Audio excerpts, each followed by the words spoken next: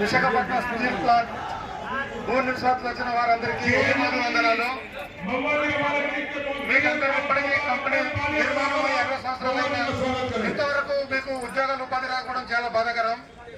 అలాగే దీన్ని ముందుకెళ్ళడానికి మన గద్దర్ గారి కీర్తిశేషులు గద్దర్ గారి ప్రియశిష్యులైన సత్యరెడ్డి సార్ గారు గద్దర్ గారి ఆదేశానుసారం విశాఖ ఉద్యమాన్ని ముందుకు తీసుకెళ్తున్నారు. అలాగే సినిమా కూడా నిర్మిస్తున్నారు.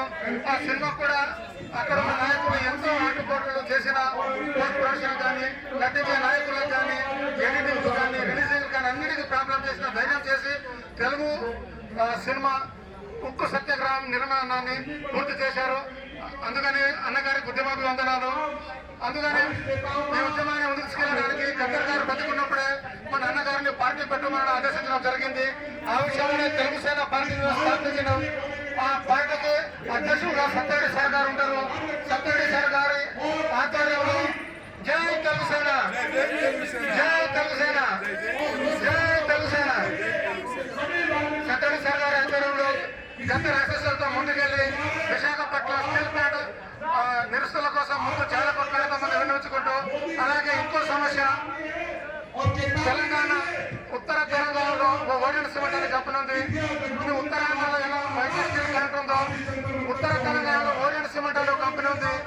అది ఆదివాసుల గ్రామం సిటీలో వస్తుంది. ఆ కంపెనీని కేవలం 50 కోట్లతోటి ప్రారంభించి 1984లో 50 కోట్లతోటి ప్రారంభించి ఈ రోజు అది 12,000 కోట్లకు చేరింది. బిర్లా మేనేజ్మెంట్ దాన్ని అమ్మబోతుంది. ఎవరికంటే అదాని గారికి. ఆ కంపెనీని అమ్మడం వ్యతిరేక ప్రైవేట్ కంపెనీ. కానీ ప్రైవేట్ కంపెనీ అంటే ఎలాగుంటుందో ఆ అనుభవం నాకు తెలుసు, మా బాధలు నాకు తెలుసు. మన సొంత ఇంట్లోనో పరాయి వాళ్ళు ఉంటాం. అందుకని చేసేసి విశాఖ స్టీల్ పరాయి చేతులకు పోకుండా గవర్నమెంట్ ఆధ్వర్యంలో ఉండాలని కొట్లాడాల్సిన బాధ్యత ఆంధ్రప్రదేశ్ లో ఉన్న అందరు రాజకీయ నాయకులకు అన్ని పార్టీలకు ఉంది.